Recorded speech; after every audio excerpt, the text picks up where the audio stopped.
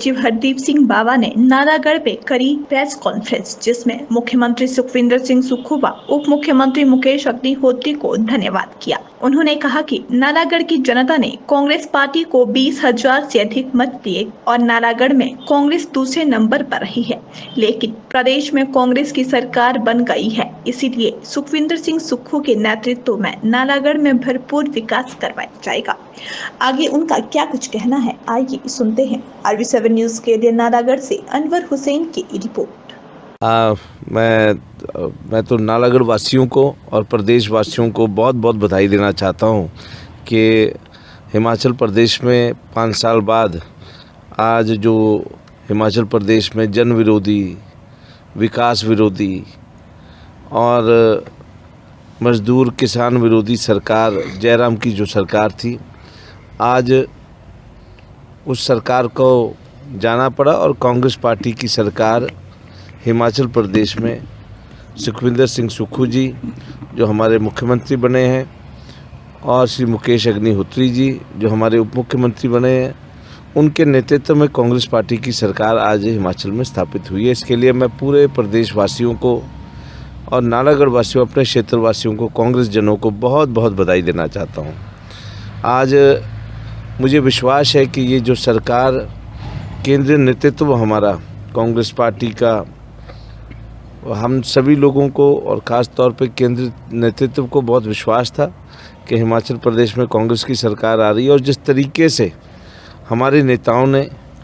हमारी अध्यक्षा श्रीमती रानी प्रतिभा सिंह जी ने, हमारे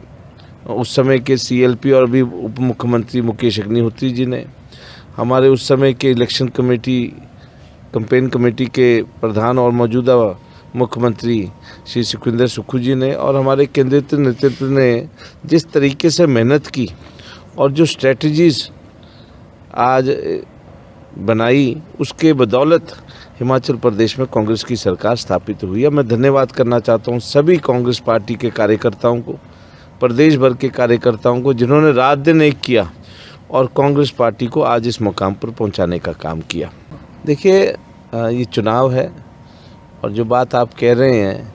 नालागढ़ में कांग्रेस पार्टी सेकंड रही पर बीजेपी जो है तीसरे नंबर पर गई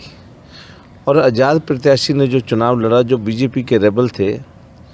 और जिस तरीके से ये चुनाव लड़ा गया, एक माहौल जो है सिंपैथी का बनाने का प्रयास हुआ। और ये चुनाव जो है, मैं तो ये कहूँगा, जहाँ लोग सिंपैथी के नाम पर जो है बह गए, जहाँ लोग बहुत ज़्यादा धन बल का इस्तेमाल हुआ, जो आम तौर पर आज मैं नहीं, ये क्योंकि मैं कांग्रेस पार्टी का उम्मीदवार था और आप कहेंगे मैं इसलिए बोल रहा हूँ क्योंकि मैं उम्मीदवार था और मैं चुनाव हार गया तो मैं इस तरीके का आरोप लगा रहा हूँ। ये आम चर्चा है, ना सिर्फ नालागढ़ में, ना सिर्फ जिला सोलन में, बल्कि हिमाचल प्रदेश में आम जनता जो है वो चर्चा है कि नालागढ़ के चुनाव में बहुत बड़ी लेवल पर जो है धन बल का इस्तेमाल हुआ। ये मैं नहीं कह रहा हूँ, ये लोग कह रहे हैं। और मैं ये समझता हूँ, जब किसी चुनाव में धन बल का इस्तेमाल किया जाए और लोगों की भावनाओं को जो है अलग रखकर, लोगों की सोच, सही व्यक्ति को रोकने के लिए, ब्लॉक करने के लिए इस तरीके का धन बल का इस्तेमाल किया जाए, इस तरीके से लोगों को खरीद फरोख्त करके वोटें खरीदने का काम हो, मैं नहीं समझता हूँ वो इलाका बदनाम हो जाता है। तो मुझे अपने क्षेत्र की जनता पर पूरा विश्वास है। आज कुछ एक लोग जो आज धन बल के चलते, आज जहाँ जिन लोगों ने पैसा लिया, पैसे के नाम पर वोट खरीदने की बात कर रहे हैं, चुनाव जीतने की बात कर रहे हैं, मैं ये चाहता हूँ कि इस तरीके की बातें नहीं होनी चाहिए। आज चुनाव हो चुका है, कौन जीता कौन हारा हम उस पर ना जाके, हमें तो आगे किस तरीके से काम करना है, किस तरीके से कांग्रेस पार्टी की सरकार में नालागढ़ क्षेत्र की आवाज़ को सरकार तक पहुंचाना है, उसके बारे में हम लोगों को बात करनी चाहिए। मैं समझता हूं कि चुनाव हो चुका है और चुनाव के बाद अब डेवलपमेंट, क्योंकि जो खरीद फरोख्त होनी थी, जिसने जीतना था, जिसने हारना था, वो सब हो गया। अल्टीमेटली सरकार हिमाचल प्रदेश में कांग्रेस पार्टी की बनी। ये हम लोगों के लिए बहुत, नालागढ़ विधानसभा क्षेत्र के लोगों के लिए एक बहुत बड़ी सुखद खबर है। और हम लोगों को किस तरीके से आगे बढ़ना है विकास के मुद्दे पर, किस तरीके से नालागढ़ के मुद्दों को जो है सरकार तक पहुंचाना, उस पर बात करनी चाहिए। देखिए, ऐसा है, कांग्रेस पार्टी ने 40 सीटें ली हैं और 3 आज़ाद व्यक्ति जो चुनाव जीते हैं, जिसमें नालागढ़ के KL ठाकुर जी भी चुनाव जीते, मैं उनको बधाई भी देता हूं। और आज क्योंकि सरकार हिमाचल में कांग्रेस पार्टी की है, तो हर आज़ाद व्यक्ति जो है वो चाहता है कि मैं जो है मौजूदा सरकार में जो है अपनी भागीदारी सुनिश्चित कर स्टेट मेंबर बनूं। आज हमारे माननीय मुख्यमंत्री श्री सुखविंदर सिंह सुक्खू जी भी ने भी उनका स्वागत किया। ठीक है, मैं भी अपनी ओर से, कांग्रेस पार्टी की ओर से आज उनका स्वागत करता हूं। हम लोग इकट्ठे मिलकर नालागढ़ के विकास को आगे ले जाने का काम करेंगे। पर मैं ये चाहता हूं उसके साथ साथ, क्योंकि काम जो है वो कांग्रेस पार्टी की सरकार में होने हैं, तो मौजूदा विधायक आने वाले समय में 2024 के लोकसभा के चुनाव हैं, मौजूदा विधायक अगर काम कांग्रेस पार्टी की सरकार से लेगा तो नाम भी जो है वो कांग्रेस पार्टी का जपना पड़ेगा, श्रेय भी जो है वो कांग्रेस पार्टी को देना पड़ेगा आने वाले समय में। तो मैं ये कहना चाहता हूँ, हम सब मिलकर जो है नालागढ़ को आगे ले जाने का काम करेंगे। एसोसिएट मेंबर आ रहे हैं, हम उनका स्वागत करते हैं। और आए, पार्टी को मजबूत करें, सरकार से काम लें, हम सब लोग मिलकर काम लेंगे, पर कांग्रेस को मजबूत करने का काम भी उनको मेरे साथ करना पड़ेगा। कांग्रेस की नीतियों को, कांग्रेस की सोच को जो है आगे ले जाने का काम जितना मेरा है कांग्रेस उम्मीदवार के तौर पर, उतना ही एसोसिएट मेंबर का भी होगा, अगर वो एसोसिएट होते हैं। अभी तक हुए नहीं है, पर अगर वो होते हैं हम लोग उनका स्वागत करते हैं। और कांग्रेस पार्टी के लिए तो खुशी की बात है, जहां हम लोग 40 थे आज 43 हो जाएंगे, हमारी स्थिति भी विधानसभा में और मजबूत होगी। तो मैं तो उनका स्वागत करता हूं, पर मैं सिर्फ इतना कहना चाहता हूं कि काम जो है वो हमारे माननीय मुख्यमंत्री सुखविंदर सिंह सुक्खू जी, हमारे माननीय उप मुख्यमंत्री श्री मुकेश अग्निहोत्री जी, और हमारे अभी नई जो कैबिनेट जो है बननी है, नए मंत्री बनने हैं, उनके आशीर्वाद से ही जो है काम नालागढ़ के होंगे। तो उसका श्रेय जो है वो कांग्रेस पार्टी को और कांग्रेस की सरकार को जाना चाहिए। मैं इतना कहना चाहता हूँ। देखिए, ऐसा है, मैं तो ये कहना चाहता हूँ कि कोई भी व्यक्ति जब चुन के आता है, चाहे वो पार्षद बने शहर में, चाहे वो पंचायत का प्रधान बने, चाहे वो म्यूनसिपल कमेटी का प्रधान बने, और चाहे वो उप प्रधान बने, चाहे वो BDC, चाहे जिला परिषद या जिला परिषद का चेयरमैन बने, BDC का चेयरमैन, ये नो कॉन्फिडेंस वाली प्रथा जो है आमतौर पर वहाँ होती है जहाँ लोग विश्वास खो पाते हैं। नालागढ़ में ये चीज़ देखने को मिली कि यहाँ पे अभी जो अविश्वास प्रस्ताव पर नोटिस हुआ है 30 तारीख का, मैंने और हमारे क्षेत्र की जनता ने, शहर, चंगर, परगना, प्लासी, पूरे क्षेत्र की जनता ने ये देखा कि यहाँ की जो म्यूनसिपल कमेटी का प्रधान था, प्रधानपति, वो बहुत ही ज़्यादा बड़े लेवल पर भ्रष्टाचार में संलिप्त था। ठीक है, वो KL ठाकुर जी का समर्थक है, पर भ्रष्टाचारी है, ये सब लोग जानते हैं। तो अब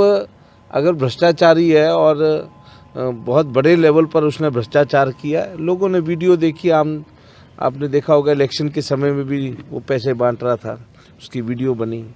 म्यूनसिपल कमेटी में एक इनोवा गाड़ी के नाम पर जो है 35,000 रुपया जो है वो निकाला जा रहा है लगातार 1 साल से। और उसके अलावा कई तरह की अनियमितताएँ जो है वो म्यूनसिपल कमेटी में हुई है। बहुत बड़े लेवल पर जो है भ्रष्टाचार के आरोप जो है वहाँ को काउंसलर्स लगा रहे हैं, और उन्होंने अपना विश्वास जो है वो खो दिया है प्रधान के ऊपर। तो मैं तो ये कहूँगा, ठीक है, विश्वास प्रस्ताव आया, फैसला जो है वो चुने हुए पार्षदों ने करना है, पर किसी भी लेवल पर भ्रष्टाचारी को नालागढ़ की जनता जो है आने वाले समय में वो चुनने वाली नहीं है, और चुनना चाहिए भी नहीं, क्योंकि आमतौर पर ये भ्रष्टाचार अल्टीमेटली हमारे क्षेत्र को जो है स्यूं की तरह खोखला करने का काम कर रहा है। तो हमारे लोगों को इन भ्रष्टाचारियों से जो है अवेयर रहकर, ये जो करप्ट लोग हैं, जो माइनिंग और ठेकेदारियाँ और भ्रष्टाचार बड़े लेवल पर कर रहे हैं। तो मुझे लगता है आने वाले समय में जनता को इन लोगों को सबक सिखाने का काम करना चाहिए। ऐसा है, कांग्रेस की सरकार बनी है और बड़ी मजबूत सरकार सुखविंदर सिंह सुक्खू जी हमारे मुख्यमंत्री और श्री मुकेश अग्निहोत्री जी जो हमारे उप मुख्यमंत्री और हमारी अध्यक्षा रानी प्रतिभा सिंह जी जिनके सहयोग जो है, तीनों के सहयोग से आज ये सरकार हिमाचल में स्थापित हुई है। नालागढ़ में हम चुनाव जरूर हारे, पर 20,000 के लगभग लोगों ने अपना मत जो है वो कांग्रेस पार्टी को दिया है और लोगों की बहुत अपेक्षाएँ